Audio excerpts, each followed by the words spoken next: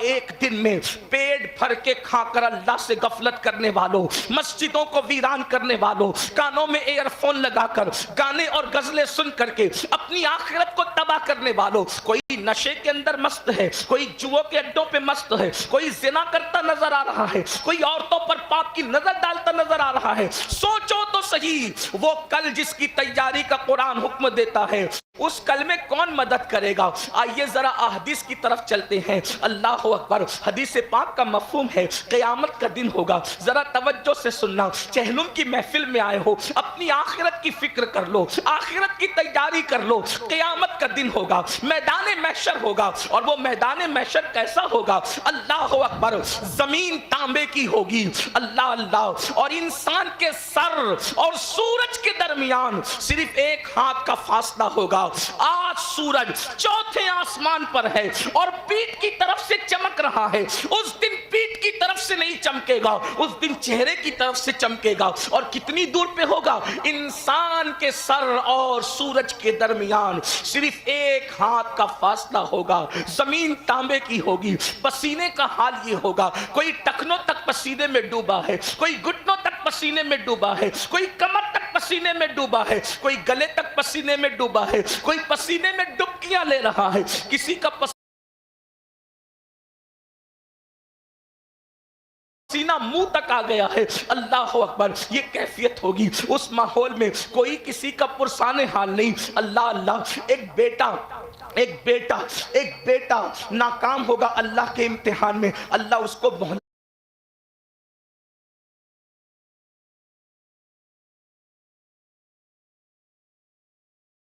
دے گا، جا ایک نیکی کی ضرورت ہے، اگر تو ایک نیکی مانگ کر کسی سے لے آ تو میں تجھے جنت عطا کر دوں۔ دھیان سے سننا۔ غفلت کی مارے، غفلت میں زندگی گزارنے والوں، آج بڑی آسانی سے لوگ کہہ دیتے ہیں ارے مولانا قیامت میں جو ہوگا دیکھا جائے گا۔ یاد رکھو کیا دیکھو گے قیامت میں؟ آج ہمارے ممبروں سے کچھ نادان لوگ یہ بات کرتے ہیں ارے محشر میں تو جو ہوگا دیکھا جائے گا۔ میں کہتا ہوں میرے بھائی ہم کیا دیکھ لیں گے؟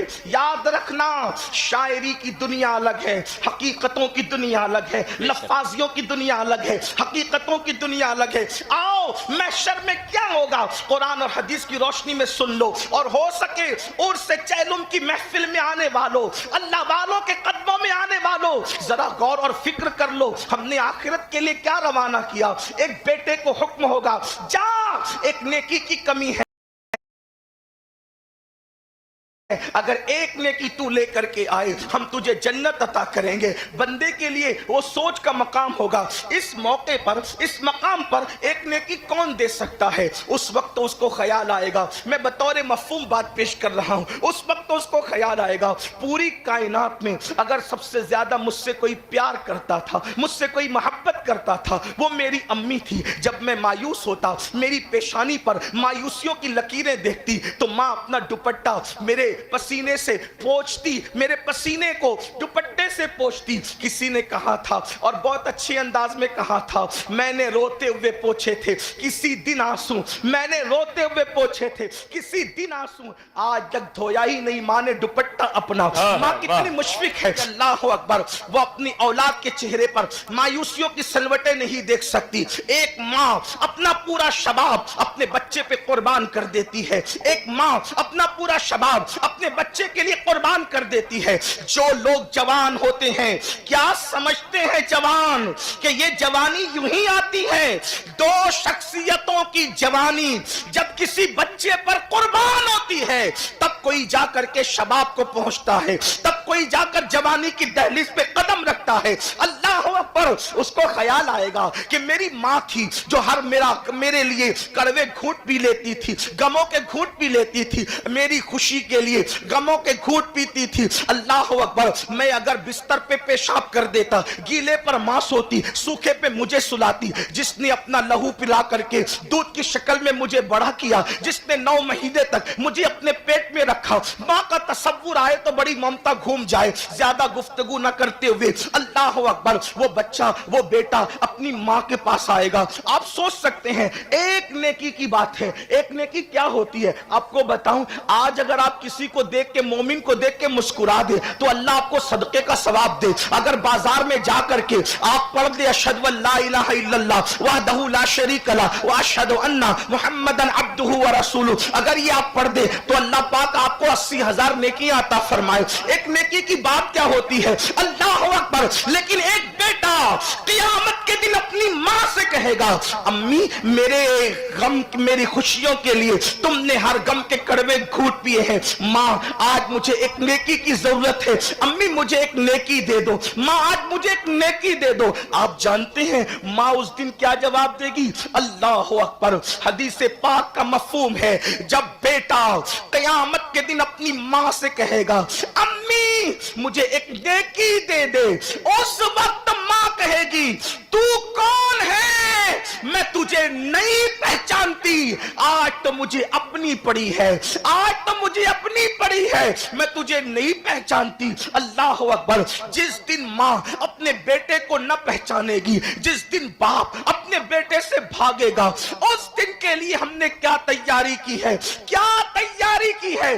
اگر ہم بے عمل ہوتے تو بھی بات الگ ہوتی، لیکن ہم بے عمل نہیں، ہم تو بد عمل ہیں. ایک تو با عمل لوگ ہیں، ایک تو بے عمل لوگ ہیں، اور ہم لوگ بے عمل نہیں بلکہ بد عمل ہیں. اللہ اکبر.